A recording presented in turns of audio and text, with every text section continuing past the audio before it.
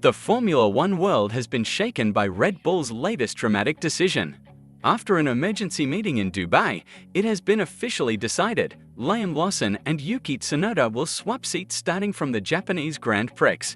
This marks one of the shortest stints in Red Bull's history, with Lawson being dropped after just 2 races. But was this the right call? Will Tsunoda shine in his long-awaited Red Bull promotion, or will he suffer the same fate as his predecessors? And more importantly, can Lawson prove that the problem lies with the car, not the driver? The biggest story of the 2025 Formula One season so far has been Red Bull's ruthless driver swap ahead of the Japanese Grand Prix.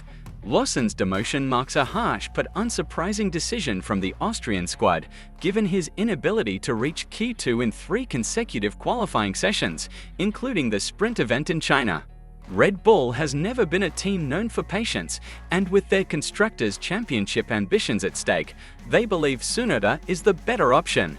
But was this decision made under fair circumstances? Max Verstappen himself has spoken out against the move, insisting that the real issue is the car, not the driver.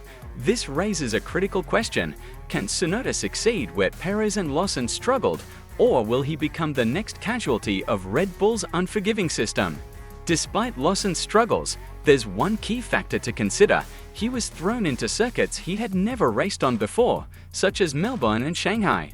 Meanwhile, the timing of his replacement is especially brutal. Suzuka, the upcoming race, is a track where Lawson has extensive experience thanks to his Super Formula stint.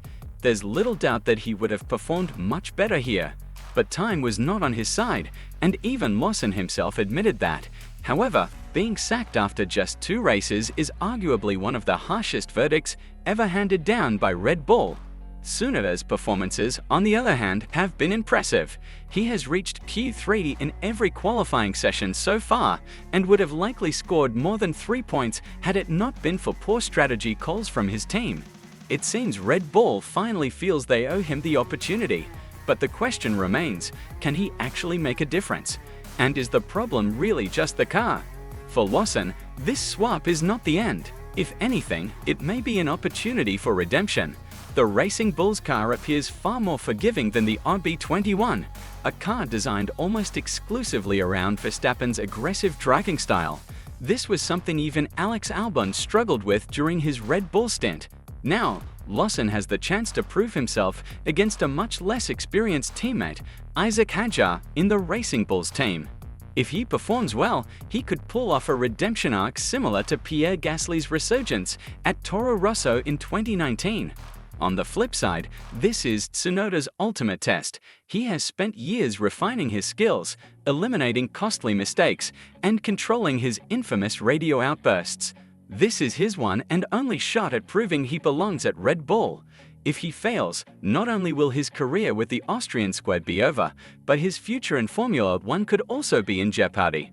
Christian Horner previously hinted at Red Bull's uncertainty regarding Tsunoda, saying that during testing, Isack Hadjar actually set faster times than the Japanese driver.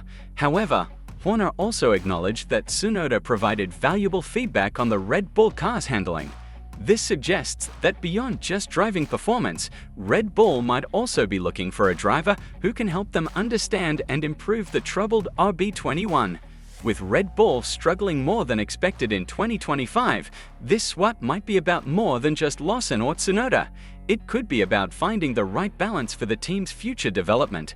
The RB21 is nowhere near as dominant as its predecessors, and Verstappen has already voiced his concerns about its unpredictable nature. If Tsunoda struggles just as much as Lawson, it would further validate Verstappen's belief that the problem lies with the car. Yet, for Tsunoda, this opportunity is a double-edged sword. The expectations are sky-high, and with his own home Grand Prix being his debut race for Red Bull, the pressure will be immense. If he fails to deliver, the backlash will be severe. Meanwhile, for Lawson, there's still a chance to bounce back. Racing Bulls provides him with a platform to prove his worth in a car that isn't built solely around Verstappen's preferences. If he manages to outperform expectations, it will spark further debate about whether Red Bull's issue is truly about the second driver or the car itself. Max Verstappen has already expressed frustration with Red Bull's decision, stating that he believes Lawson would perform much better in the Racing Bulls car than in the RB21. Verstappen, who rarely speaks out on internal team matters, made it clear that he thinks the team is focusing too much on swapping drivers rather than addressing the core issues with the car. Helmut Marko has also shifted his stance, previously criticizing Hadjar for his crash in Australia, but now praising the young Frenchman's impressive comeback in China. This sudden change of narrative suggests that the second Red Bull seat is still far from stable. If Tsunoda fails, could Hadjar be next in line for a shock promotion? Red Bull's decision to swap Lawson and Tsunoda will undoubtedly have huge implications for the rest of the season.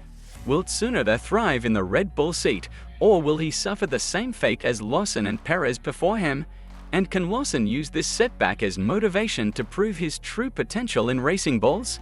The second Red Bull seat has always been a high-risk, high-reward position, and with every race, the stakes continue to rise.